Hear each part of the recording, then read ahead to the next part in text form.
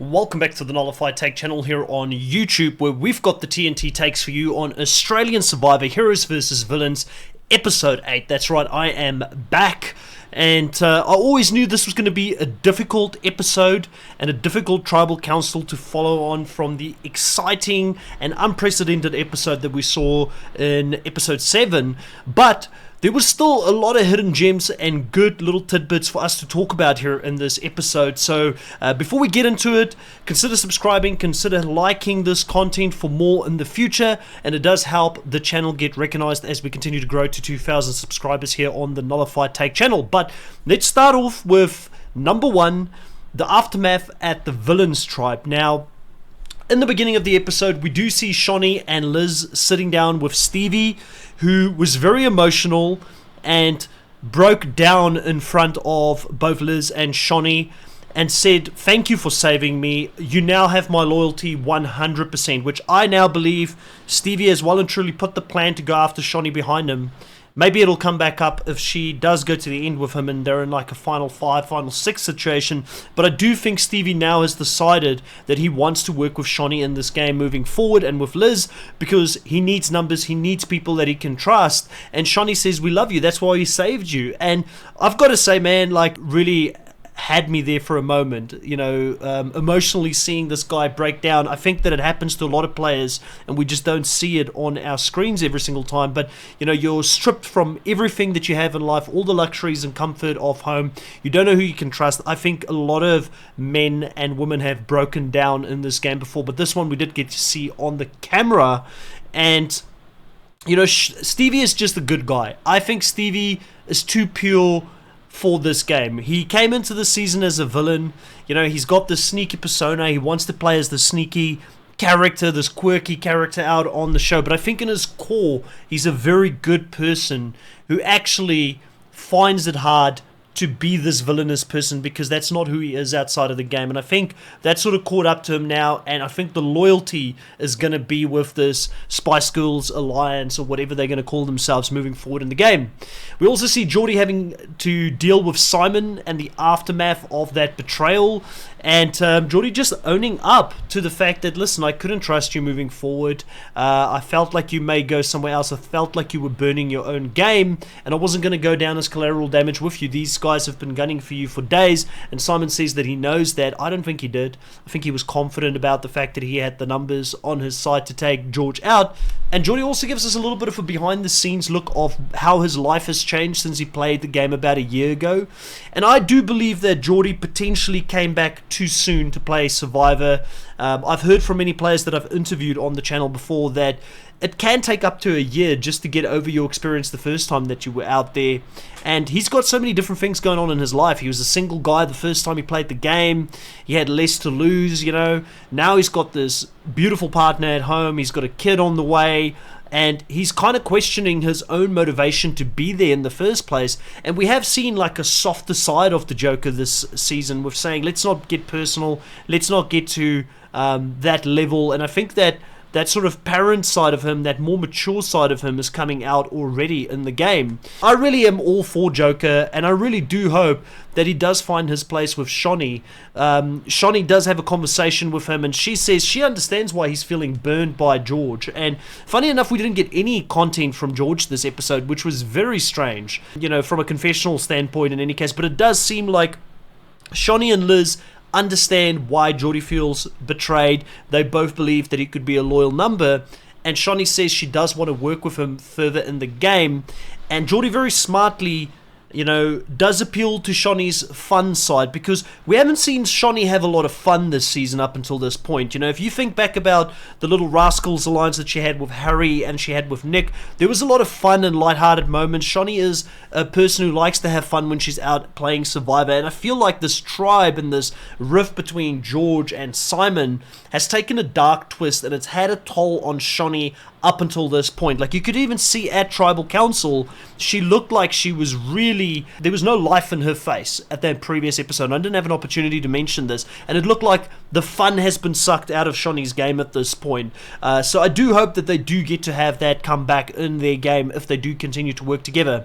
Simon and George also at the immunity challenge spill all the tea about what happened in the previous tribal council. Simon starts off, he's like, I'm burning this tribe, I don't give a crap about them anymore, and I'm just going to let everybody know this is what happened. George gives his opinion of what happened as well, and everybody now knows that Simon's got an idol, George has played an idol, and I've got to say it doesn't look good for George at this point. Like I said yesterday, he could go to the end of the game, and I still think he could, but I also think that he may go to the end of the game and again lose because he won't get the votes. Because it does seem like even his alliance members thought he went a little bit far on Geordie the previous night, so it's not looking too good for the king when it comes to trying to win this game. Number 2, the villains finally pull out another win. They had to go and compete in this challenge by having 2 pairs keep a block in between their feet up, and it was an endurance and a battle of wills type of challenge. The really interesting thing for me here was that the heroes decided to sit out their strongest females in the game, knowing that they couldn't sit them out back to back, and they had Flick, Haley and Nina all sit out of this immunity challenge, which I thought was very interesting. I would have probably thought about staggering it. You definitely wanted some of them in there, but Paige and Shani, they are the 2 girls who go into this challenge against Shani and Liz. And Shani and Liz pulls this out. Shani looks rock solid, locked in. She's not going back to tribal council. She doesn't want to lose more numbers. And Liz, obviously being an Olympic athlete, you know, she keeps up with Shani, who it seems maybe have the record in this challenge of being over 2 hours. Paige and Shani, on the other hand, was an interesting one because they do end up dropping the block, but Shani was very supportive of Paige as Paige was struggling on the challenge and sort of in tears because she was really struggling out there. Shani looked rock solid, but when that block dropped, she put all the blame on Shani, saying that she's the one who dropped it and she didn't communicate with her, and she becomes very upset, even to the point where when JLP talks about it and mentions that she dropped, you know, she's very offended by it. And to me it's quite shocking because they were a team out there, and like Flick said, it doesn't matter who dropped the block in the first place, it is about who do we now vote out. But Paige took this very seriously, and I don't understand why. I don't get it, because from the screen it looked like, you know, she was the one that was struggling more than Shani in this challenge, but when I rewinded back, because I had to go look at who dropped it, it does look like Shani's legs dropped first, so maybe she does have a point in this, and the fact that she lost it. But yeah, I don't know, I thought it was a bit petty, the whole fight between them. But in Survivor, you've got to make your own luck, and you've got to put a target on other people's back, and maybe Paige felt a little bit vulnerable after being in the hero position, not being able to pull it out against the villain's tribe here. But yeah, I just thought it didn't look good on Paige, to be honest, this a specific move. Number 3, I want to get into this. We've got Jerry coming back to camp here. And I said that I didn't understand why Jerry made this move with the previous top 5 takes. And I'm still confused to a certain degree. He says that, you know, it's about not dropping his mates and going back for Shani and wanting to be there. But he's not playing a very clever game going back to the heroes, because he also sits down with them and really gives it to them. Like, you guys betrayed me. This is the hierarchy. Everybody knows about it. Making the heroes very uncomfortable and pointing out that the likes of himself, Shani, and Benjamin's at the bottom, which makes Benjamin more alert as well. And I just don't think he's playing ball with the heroes, which, again, to me, feels like he should have stayed with the villains tribe. Because at least there he had numbers, and at least there he could strategize and work with them. I really question his motive for going back and going down with the ship here with Shani. I don't think he's got the killer instinct. I was hoping that he's more of a capable player than what he is. But to me now, it does look like it was a bad move, and this swap that is going to happen is going to be very timely for Jerry in this game. And he's got to hope that he finds his people again in the villains tribe so he can go deeper moving forward, because obviously at the end of this, losing Shani means he's got no alliance members left on that hero's tribe. Number 4, now that Benjamin knows that the heat is coming his way in this episode, he talks a lot about the fact that he needs to make his own luck in the game, and he does find a disc in the rice or the beans that look exactly the same as Simon's. He actually knows, as someone that's watched the game, that it's probably not an advantage on its own, because there's no notes to tell him what he's got, and he looks at it as a clue, which makes me wonder, is Simon's disc a clue, or does it still mean more than that? Because we didn't have that coconut with the idol symbol being placed before this. I don't think so. It was at the well. Everybody's been looking for idols around the well, so they must have placed it quite recently. It's the same idol that obviously Shani finds here in this specific episode as well, which is awesome for Shani. I'm so happy she gets some power in her hands as they move to potentially a swap in this next episode. So with that, you've got Shani, Sean, and Benjamin with an idol in this episode, but obviously Benjamin does have to play that idol at the end, and Matt sort of notices him as he gets it as well and tells the boys that they need to split the vote, which means that they have a bit of a strategy talk about, if Benjamin plays this idol, where do we put our vote? And they decide that they're going to go for Jerry, even though the girls talk about Shani as a potential option.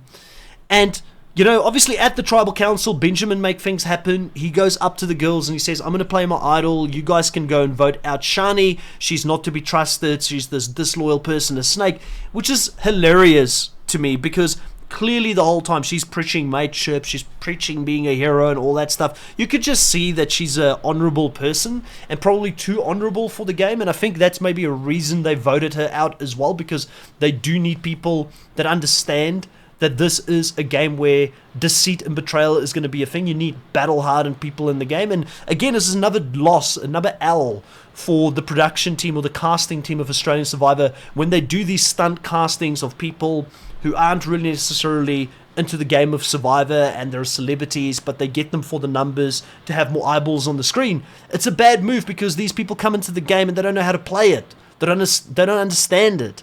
And Shani got found out. She's probably, like, I reckon she's probably the best person out there, but Survivor is not about the best person. It never has been. It's about who can, you know, outwit, outplay, and outlast. And she didn't have those components to her game.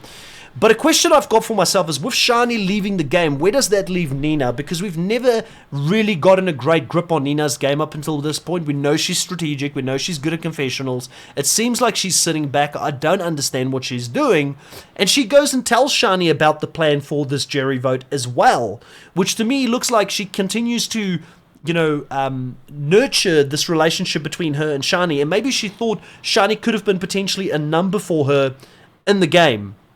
But she loses her here, so where does that leave her in the game potentially now? I'm finding her game very complex and difficult to follow at this stage.